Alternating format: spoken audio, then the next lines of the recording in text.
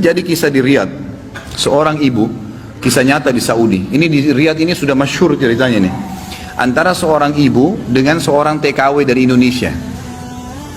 Ada satu ibu sudah divonis di Saudi, operasi kanker dia terakhir sebulan lagi. Kalau tidak berhasil, dianggap sudah mati dari sisi medis. Ini keberhasilannya kecil sekali, 10%, 90% mati orang ini. Sebulan lagi menurut ilmu medis.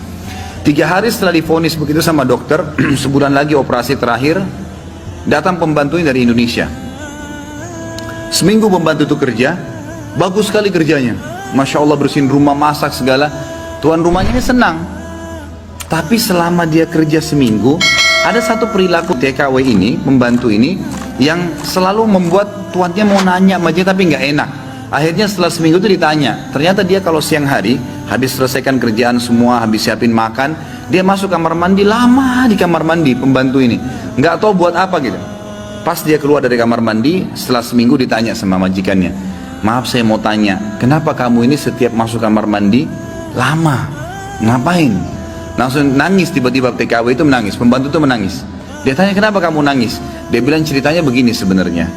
Sebelum saya berangkat ke Saudi di Riyadh ini, 12 hari sebelumnya saya baru melahirkan. Dan saya punya bayi di Indonesia. Saya lagi susuin. Nah saya tinggalkan karena keadaan ekonomi. Terpaksa saya tinggalkan. Saya visa sudah keluar, saya melahirkan, saya berangkat. Nah saya masuk kamar mandi ini, saya keluarin air susu saya. Karena kalau tidak payudara saya sakit. Coba, kalau antum dengar keluhan seperti ini dari pegawai, dari staf, dari orang, apa yang antum lakukan? Perhatikan perilakunya muslimah ini, ya. Majikannya buat apa? Ini ternyata menjadi penyebab penyakitnya hilang. Apa yang dia buat? Dia bilang baiklah. Sambil dia nangis, dia dengar ceritanya, dia bilang baiklah. Dia masuk, gajinya itu 800 real per bulan. Tuannya ini kebetulan punya duit di rumahnya, diambil dikali 24 bulan, 2 tahun. Dikasih pembantunya, ini uang kamu ambil. Besok saya belikan kamu tiket pulang ke Indonesia. Anggap kau sudah kerja 2 tahun.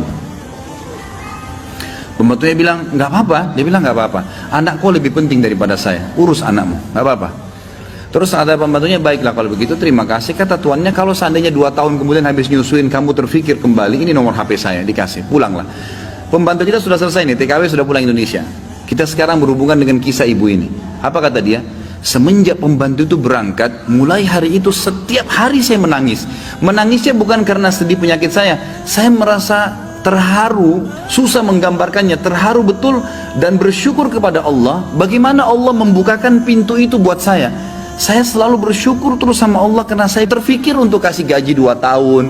Mungkin kalau terjadi pada kita, kita bilang, baiklah kamu pulang aja minimal. Pernah gak antum terfikir kasih gajinya lengkap semua? Dia bilang, saya terharu kenapa saya bisa lakukan itu. Dan saya selalu bersyukur sama Allah, saya bisa lakukan sementara memang ini ada vonis mati dekat lagi secara medis. Dia bilang, tiap hari saya menangis. Dan setiap kali saya menangis, saya merasa ada satu kepuasan dan keadaan saya lebih baik. Ringkas cerita, tiba masa operasi, ditelepon rumah sakit, disiapin semuanya alat operasi. Tiba di rumah sakit, dicek sebelum operasi, dokternya duduk setelah cek di kursi lalu bertanya, kamu berobat kemana sebulan ini? Kata ibunya, saya nggak berobat kemana-mana. Kamu tahu nggak, kanker kamu nggak ada, sedikit pun nggak ada, akarnya nggak ada, sembuh total, nggak ada, nggak mungkin terjadi secara medis. Ibu itu tersenyum lalu mengatakan, kalau betul apa yang dokter ucapkan, itu karena sedekah saya. Diceritain sama dia ceritanya, begini. Dokternya jadi nangis. Dokternya bilang apa?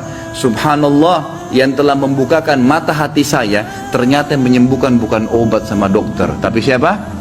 Allah subhanahu wa ta'ala. Ambil pelajaran ikhwas sekalian. Ternyata amal-amal soleh itu bisa membuat kita keluar dari masalah.